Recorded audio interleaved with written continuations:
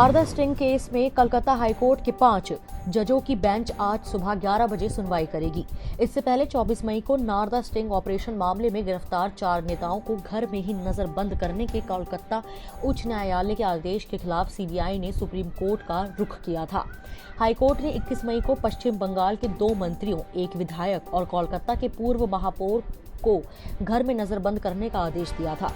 दरअसल कार्यवाहक मुख्य न्यायाधीश राजेश बिंदल की अध्यक्षता वाली पीठ में सीबीआई की विशेष अदालत द्वारा मंत्री सुब्रत मुखर्जी और फरहाद हकीम, तृणमूल कांग्रेस विधायक मदन मित्रा और कोलकाता के पूर्व महापौर शोभन चटर्जी को दी गई जमानत पर रोक लगाने को लेकर मतभेद था।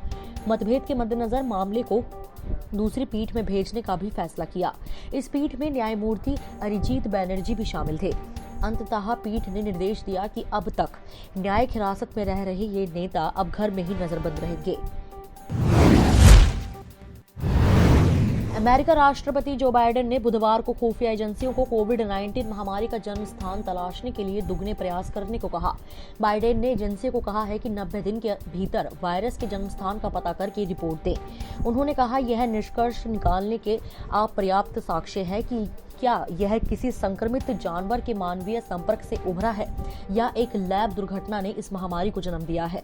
बाइडेन ने कहा कि खुफिया समुदाय के ज्यादातर लोग इस पर यकीन नहीं करते हैं कि एक बात की दूसरी की तुलना में सही होने का आंकलन करने के लिए पर्याप्त जानकारी मौजूद है। उन्होंने अमेरिकी राष्ट्रीय प्रयोगशालाओं को जांचकर्ताओं की मदद करने का निर्देश दिया और चीन से अंतर्राष्ट्रीय जांचों में सहयोग करने की अपील की। देश में बीते 24 घंटे में 2.11 लाख नए कोरोना मरीज मिले हैं और 3,842 की जान जा चुकी है। इसके साथ ही देश में कुल संक्रमितों की संख्या 2,73,68,935 पहुंच गई है। वहीं कोरोना से मरने वालों की संख्या 3,15,263 हो गई है। बता दें कि एक दिन पहले यानी बुधवार की तुलना में आज कोरोना मरीजों की संख्या में वृद्धि दर्ज की गई है। हालांकि राहत की बात यह है कि कोविड से मरने वालों की संख्या 4,000 से कम है। देश में कोरोना महामारी की दूसरी लहर का प्रकोप जारी है। यूपी, दिल्ली, महाराष्ट्र, मध्य प्रदेश समेत ज्यादातर राज्यों में तमाम पाबंदियां लागू है।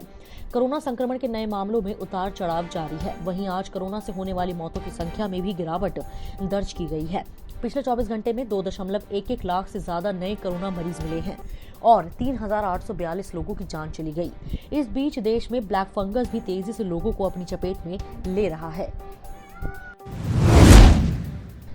कोविड-19 के इलाज में इस्तेमाल की जाने वाली दवा 2DG की दूसरी खेप गुरुवार को जारी की जाएगी। यह दवा डीआरडीओ ने विकसित की है और 10,000 शैशे पाउच की दूसरी खेप डॉक्टर रेड्डीज लैब जारी करेगी। यह जानकारी डीआरडीओ के अधिकारियों ने बुधवार को दी। उल्लेखनीय है कि केंद्र सरकार का कहना है कि रक्षा अनुसंधान एवं विकास संगठन डीआरडीओ की ओर से विकसित की गई दवा 2DG कोविड मरीजों के इलाज में बेहद उपयोगी होगी। यह दवाई कोरोना महामारी के खिलाफ जारी लड़ाई में निर्णायक साबित हो सकती है। इस दवा के क्लिनिकल परीक्षण के आंकड़ों से यह पता चला है कि देश के 2 दर्जन से भी अधिक सरकारी और निजी अस्पतालों में अगस्त महीने तक इसके तीसरे चरण के क्लिनिकल परीक्षण जारी रहेंगे। बता दें कि इस दवा के परीक्षण में 220 मरीजों को शामिल किया जाएगा।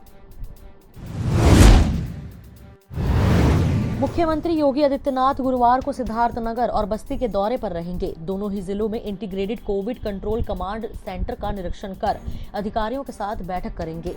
इसके बाद एक गांव का भ्रमण कर वापस 5:25 पर लखनऊ पहुंच जाएंगे।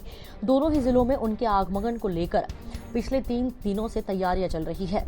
मुख्यमंत्री गुरुवार को गोरखनाथ मंदिर में पूजा पाठ करने के बाद सुबह 10 बजे हेलीपैड के लिए प्रस्थान करेंगे। 10:30 बजे पुलिस लाइन सिद्धार्थनगर पहुंचेंगे। Integrated Covid control command centre Siddharthnagar का निरीक्षण करेंगे। 10:55 से 12 बजे तक कलेक्ट्रेट में जिले के अधिकारियों और जनप्रतिनिधियों के साथ बैठक कर कोविड प्रबंधन की समीक्षा करेंगे। फिर किसी गांव का भ्रमण कर ग्रामीणों से संवाद करेंगे। वहां से मुख्यमंत्री 1:35 पर बस्ती पुलिस लाइन निर्मित हेलीपैड पर पहुंचेंगे। इस वीडियो में इतना ही। मैं कोमल, पंजाब केसरी दिल्ली से। अगर आपको हमारी ये खबर जानकारी पूर्ण लगे तो हमारे फेसबुक पेज punjabkesari.com को लाइक करें और अगर आप हमारी ये वीडियो यूट्यूब पर देख रहे हैं तो हमारे चैनल को सब्सक्राइब करना ना भूलें।